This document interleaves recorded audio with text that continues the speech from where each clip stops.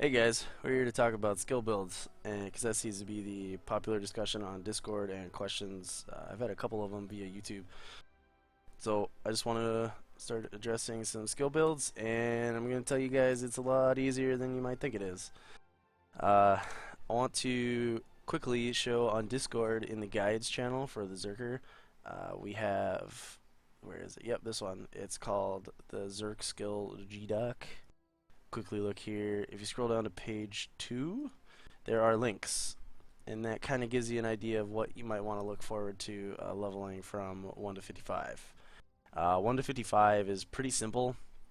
All you really do is get skills that do damage, and they're level locked, so you get the skills when you level up. It's kind of simple. It's pretty self-explanatory, I feel.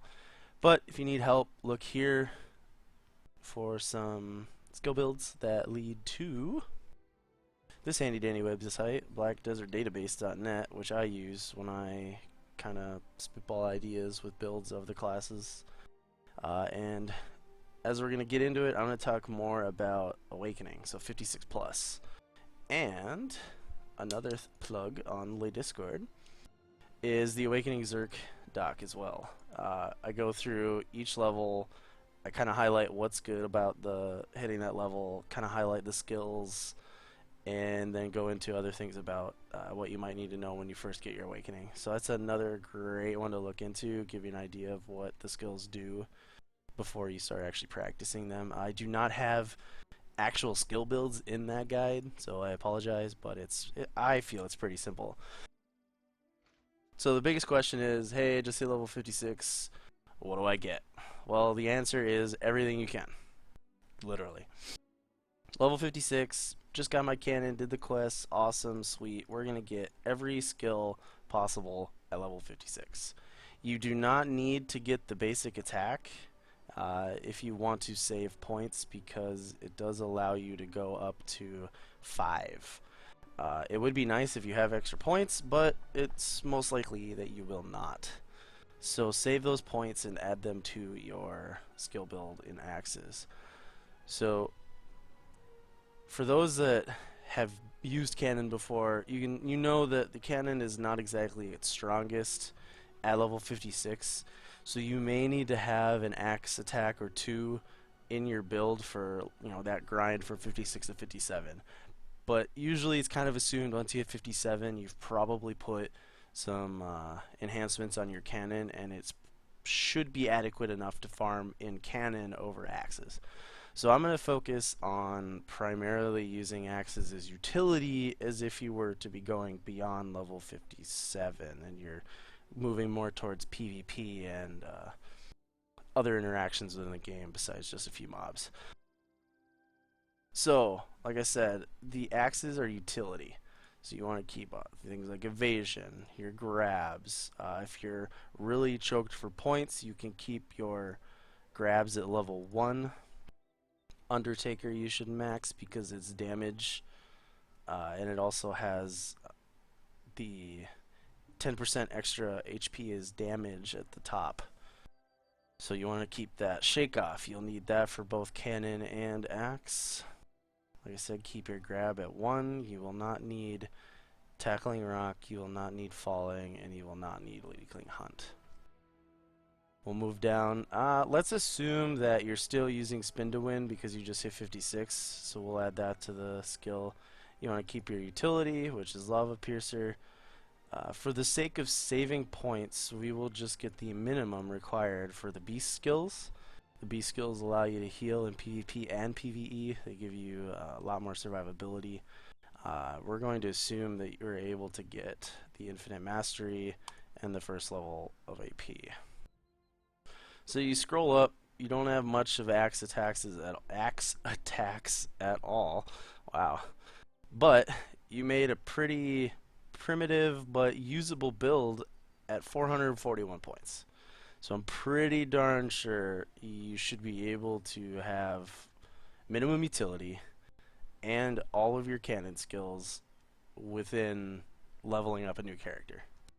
I believe you should have, I think it's closer to like 500 or 600 points if you do some quests, do your Black Spirit, do a little bit of grinding. You don't just power level on one weekend.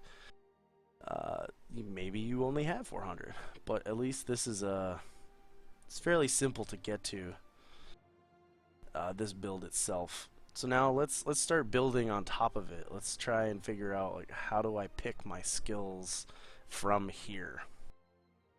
So let's say we just hit 57 and we got a ton of points. Like, points are not the issue. Don't care about points. You're gonna want to get every possible skill in the Awakening that you can, which isn't gonna be much. A couple flows and a couple additions to your skills. So the skills that increase were blasting, great for PvE, great for grab chains. Your devastation is PvE, PvP. It's an AoE stun. It's not going to do as much damage as you want, so think of it more of a really long AoE stun utility skill. You're going to use ground lifting a lot, so that's going to help with your PvE and PvP. And the flows, if you want to check out the Awakening guide, I go a little deeper into flows, but none of them are really important at 57. So now we just got a few more points because we just leveled to 57, and we're like, well, we don't quite have the utility we want from the axes. Let's say your grab combos feel a little weak, so let's say you go Beastly Wind Slash for the in-between grab combos. Great skill. I still use it at 59. As long as you have high enough axe AP, it still chunks people. So Beastly Wind Slash is not a skill to just throw away lightly. Alright, so we hit 57, Blasting got another rank. We're like, wow, our cannon's awesome. I don't need to spin to win anymore. So now, those spin to win points, we gotta put them somewhere. And my suggestion to you guys is to finish off your utility. So like, finish off your grabs, finish off Ultimate Storming Beast. If you had enough points to do that previously, I suggest then finishing off Frenzied Destroyer. The reason why is Frenzied Destroyer, even if you don't hit anything, it's a 10-second AP buff. Plus 16 AP isn't anything to frown at. And you can do it before duels. I usually combo it with Beastly Wind Slash for the movement speed and the AP buff. As you see the movement speed right here. So, Beastly Wind Slash, Frenzy Destroyer, great for grab combos, great for prep, good buffs. I'm sorry, you want your alt. You want your alt maxed. Eventually, you want to max your beast skills. We just hit 57, so we plug that in. So now we're looking at 760 points. Kind of shot up there, just at level 57 from finishing our axes and capping off our level 57. So let's just move back into level 58, and we'll kind of decide, like, how do we move on from here. We aren't spinning to win anymore. We don't need these skills. We don't need the predatory jump. I don't suggest Fear Strike because it's a point sink, just like Beastly Wind Slash, but I think it's worth more because you'd want the passive. We maxed that. You don't need any of the flows really ever. We maxed this. You can get Ultimate Headbutt if you want. Headbutt's not used as much anymore. You don't need the Elastic Force. So, like, as you look, your axe build is kind of just finished. You can add the points to finish these off for cooldown. And really, you're just looking at small things here or there. And the next question is, do I ever put points into Seizing Fear? The short answer is yes. The long answer is it's unknown. I feel it's unknown that this actually adds to your overall crit. So if you max it, it says 5% crit rate. Some people think it adds. I think it's just 5% at the end. I don't believe that it really affects cannon that much, and I feel like it just adds a pseudo crit bar. That's my theory. I haven't studied it at all. People are going to be like, oh, you're wrong, and I still don't care. So what it comes down to is it's 60 points if you do all of these. 60 points for 5% crit rate when I could just add a crystal. And I can use those 60 points to get another skill in Awakening. I feel like that's more beneficial than 5% crit that may or may not work properly. So let's say we have 58. We're going to plug in away in our next skills. 58 is kind of a big one because you get some decent damage increases to skills that you haven't really, or that you have been using, sorry. Let's say we actually got some points for this sucker too, the auto attack. As you can see real quickly, the points are adding up very quick as you progress through your Awakening. Like the axe really isn't going to change much if you've gone through and attempted something like this. And let's just continue on to level 60, where we got everything. 61 is for Flame Buster, and 62 are for the the Insane. So this would be, and you only need to go to Buster Training 8 for the 20% attack speed. You can go above it, but that's 58 points that you may not have. Let's just assume you have it. And we look up here, and we're looking at 1,549 points. I've been playing Zerker, and I only have 1,300 points. So I am nowhere near getting all of that stuff. But I do have everything that I can get via Awakening. And then I have my utility that I pretty much showed you guys on the web page. Oops.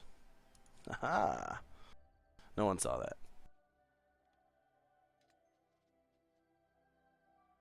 So I'll scroll through here again and just go slow so you guys can kind of look at it. Like I said, your idea is to fill your utility first and then build on what you need as you level, and prioritizing your cannon first. The majority of PvE and PvP will be in cannon, so focus on that. I know it'll be kind of clunky at first. It'll feel weird, like you'll be like, oh man, I can't do anything in axes anymore. That's the point, because you're supposed to use your cannon. So at level 60, hope for 1,500 points, and you can have damn near everything you could ever need.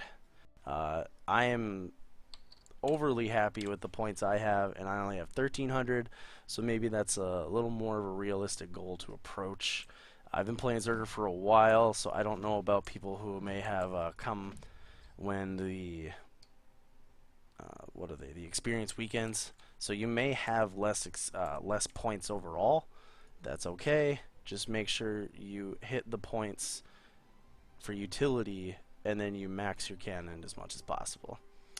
So again, if you guys have questions, continue to ask on YouTube.